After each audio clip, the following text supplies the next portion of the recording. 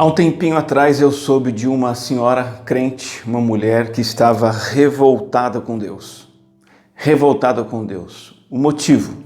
Uma situação problemática e dolorosa na família que já se estendia por um bom tempo, envolvendo a filha dela e o neto, uma dificuldade muito grande.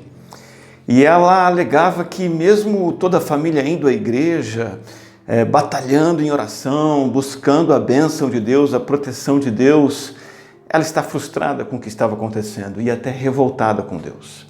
E ela não é exceção. Nós temos um grande número de pessoas assim, seja em revolta, seja em frustração, por acreditar num entendimento e numa interpretação das Escrituras que muitas vezes é feita de maneira equivocada por igrejas e pastores que distorcem o sentido da palavra de Deus. Por exemplo, existe algo muito especial no Salmo 91, versos 11 e 12, mas que nós temos que tomar cuidado com a maneira como entendemos e aplicamos na nossa vida.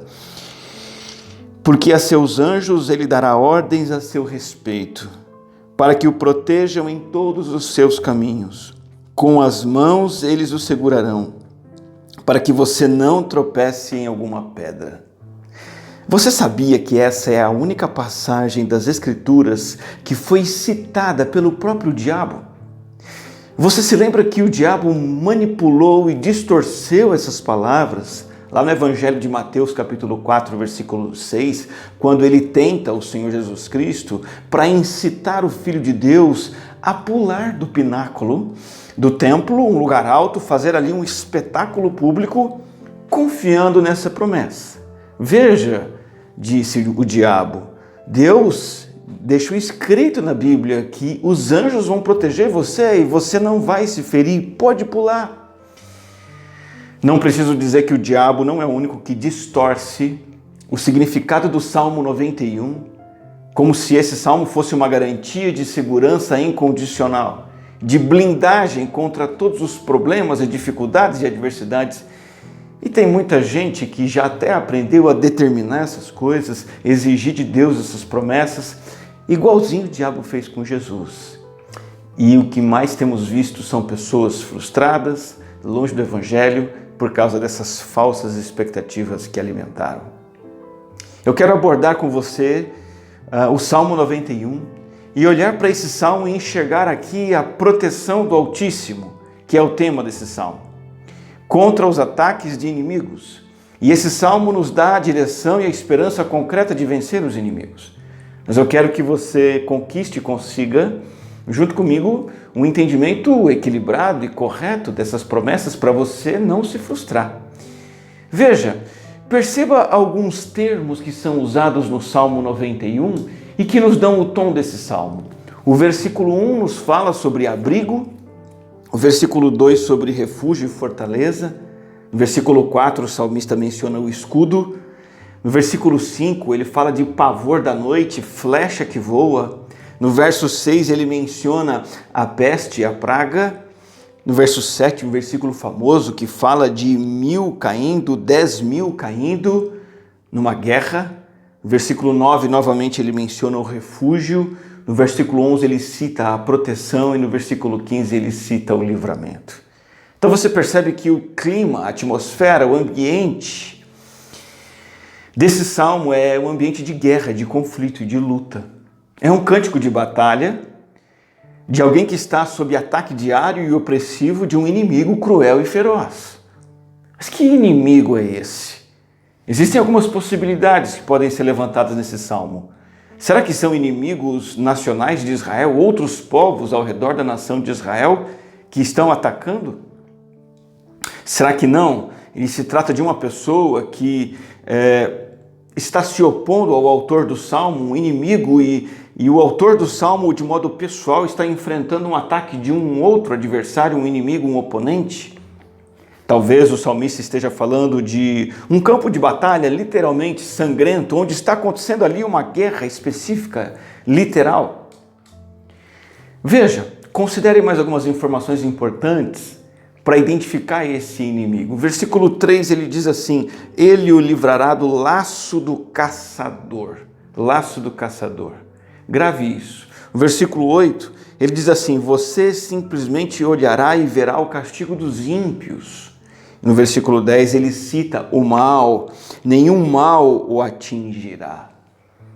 Nos versículos 11 e 12 há a promessa de auxílio espiritual. Nenhum mal o atingirá, desgraça alguma chegará à sua tenda. Verso 10, verso 11. Porque a seus anjos ele dá ordens a seu respeito para que o protejam em todos os caminhos. Com as mãos eles o segurarão para que você não tropece em alguma pedra. Auxílio espiritual. Verso 14 e 15. Porque ele me ama, eu o resgatarei, eu o protegerei, pois conhece o meu nome. Ele clamará a mim e eu lhe darei resposta. E na adversidade estarei com ele. Vou livrá-lo e cobri-lo de honra. Então, juntando todas essas evidências, nós podemos concluir que este salmo fala de inimigos espirituais, as forças espirituais do diabo, dos seus anjos maus, os demônios. E esse é um cântico que fala sobre sobreviver a esses ataques desses adversários espirituais. Campo de batalha é espiritual, invisível. E o que explica então a necessidade de uma intervenção angelical. O ataque de forças espirituais requer auxílio espiritual. Agora, pense comigo nas várias, múltiplas, dezenas, centenas de formas de ataque demoníaco que o crente pode sofrer. Por exemplo, ao entrar em contato com uma pessoa que é consagrada e entregue a um espírito maligno, e nesse vínculo com essa pessoa que pertence ao lado oculto, você recebe mal-estar, é atacado por crises pessoais, crises familiares, depressão, angústia e muitas vezes algo inexplicável. Essa é uma forma de ataque espiritual. Outra, uma força oculta, gerando crise e atrito num relacionamento. Eu já vi isso acontecer, por exemplo, em casamentos, relacionamentos entre irmãos, forças opressoras das trevas atuando ali para causar discórdia, inveja, vingança. Às vezes o ataque do inimigo vem sob a forma de aprisionar a pessoa num vício, num pecado habitual, que o escraviza, que destrói, que deteriora. Talvez o ataque espiritual pode vir como uma opressão diabólica direta, quando aquela angústia no peito, aquela força aterrorizante no interior, impactando as emoções, impactando a mente, afetando a própria fé. O ataque espiritual demoníaco pode vir também através de ciladas e tentações, vindo de todos os lados, mexendo com as paixões, os desejos carnais, a lascívia, a cobiça, a vaidade. Essa é uma maneira do inimigo atuar. Ou então ataques de todo tipo, diversificados, de todos os lados, de todas as formas, de repente para destruir uma família, destruir um ministério, afetar e destruir uma igreja. Eu quero que você olhe para o Salmo 91, leia e estude tendo essa perspectiva. Como diz Charles Swindoll, o tom é de batalha, o inimigo é o nosso perverso adversário que nos ataca com persistente regularidade. Pense na sua vida. Você tem sido atacado pelo mal? Sente o inimigo batalhando contra você? Qual seria a sua maior dificuldade e como ela tem se apresentado? E mais, pense, você tem enfrentado, tem respondido a esses ataques das trevas? Você tem enfrentado conforme esse salmo ensina? O seu plano de defesa está funcionando?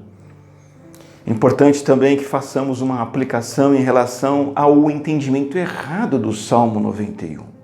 Distorcer o significado desse salmo, colocando nele o sentido que você deseja. Você quer ler esse salmo, e não são poucas as pessoas que deixam suas Bíblias abertas na sala, no Salmo 91, para proteger a família. Essa é uma péssima aplicação do Salmo 91. E geralmente essa proteção é a proteção contra o desemprego, é contra o assalto, é contra uma doença, contra um acidente.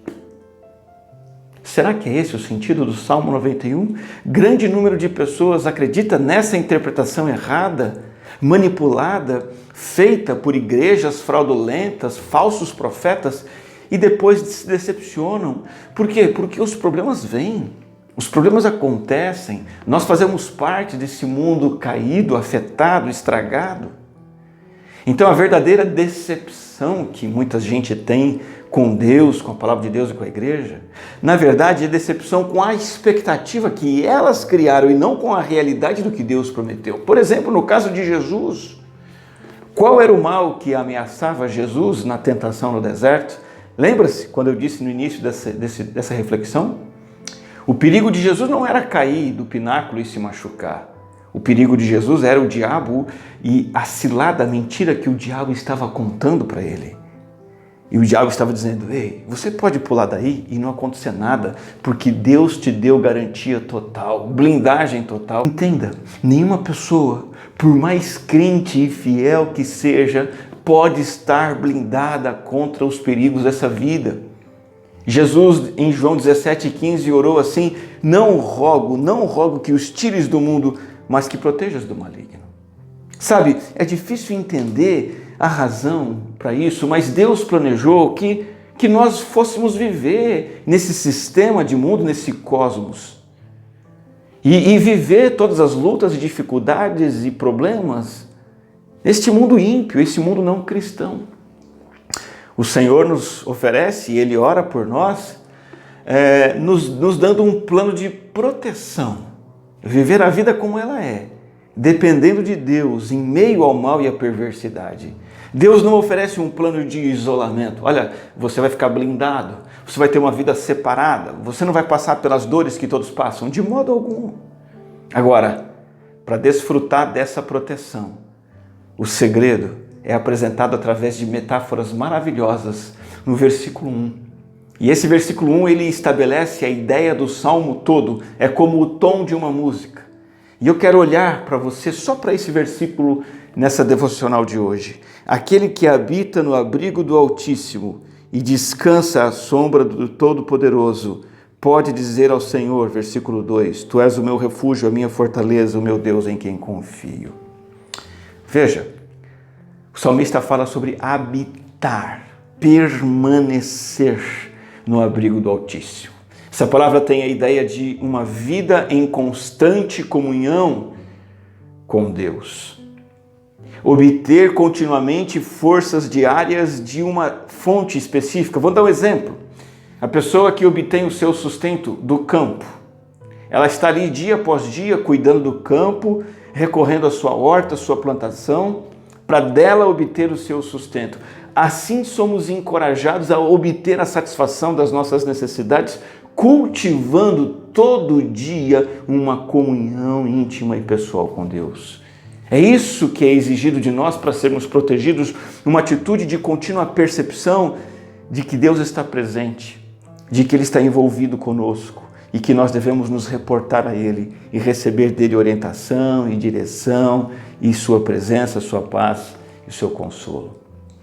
Por isso que o salmista fala sobre habitar no esconderijo, no abrigo do Altíssimo. A ideia aqui é de um abrigo secreto. Por exemplo, numa batalha, um soldado que é surpreendido ali atrás das linhas inimigas, para que ele possa descansar, para que ele possa recuperar suas forças, estar protegido, ele precisa de um lugar seguro, a salvo do inimigo.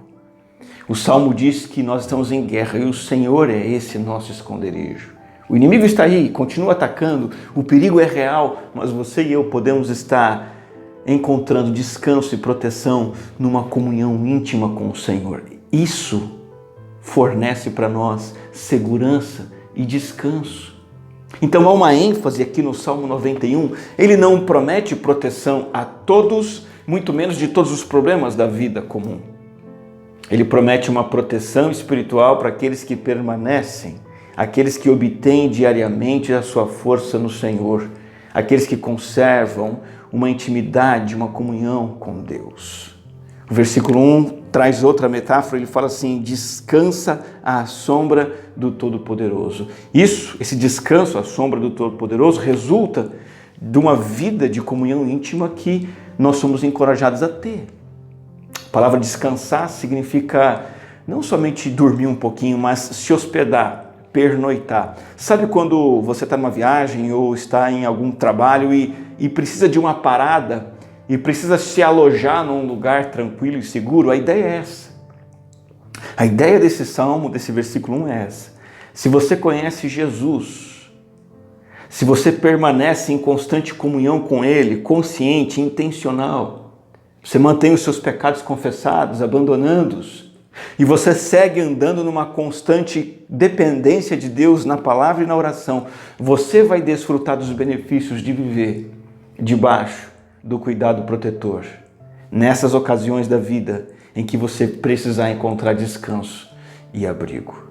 Se você conservar o seu andar com Deus, perto de Deus, vai poder contar com Deus e com a libertação de Deus naqueles momentos específicos, quando as coisas ficarem difíceis. E entenda, assim como Jesus não foi derrotado pelo diabo, você também não será. E eu queria convidar você a se aprofundar nesse salmo comigo nos próximos vídeos, nas próximas reflexões, enxergar mais detalhes preciosos nesses versículos, são 16 versículos ao todo. Caminha comigo. Se você não está inscrito nesse canal, se inscreve, deixa seu like nesse vídeo, escreve seu comentário, compartilha com bastante gente e vamos prosseguir entendendo mais a fundo como funciona essa preciosa proteção do Altíssimo na nossa vida. Vamos falar com o Senhor? Graças te damos, ó Deus, pois o Senhor não nos abandonou neste mundo caído no pecado. Ainda que o Senhor não tivesse compromisso algum, necessidade alguma de nos proteger, o Senhor oferece para nós a proteção de que tanto necessitamos. Nos ajuda a recorrer a essa proteção. Nos ensina a viver uma vida em que nós habitamos no teu abrigo, em que nós nos escondemos na tua sombra e na tua sombra encontramos descanso. Que ao vivermos perto do Senhor, dia após dia, com perseverança, com piedade, com devoção, nós provemos da tua proteção para a nossa vida. Nós oramos em nome do teu Filho bendito e amado Jesus. Amém. Que Deus te abençoe.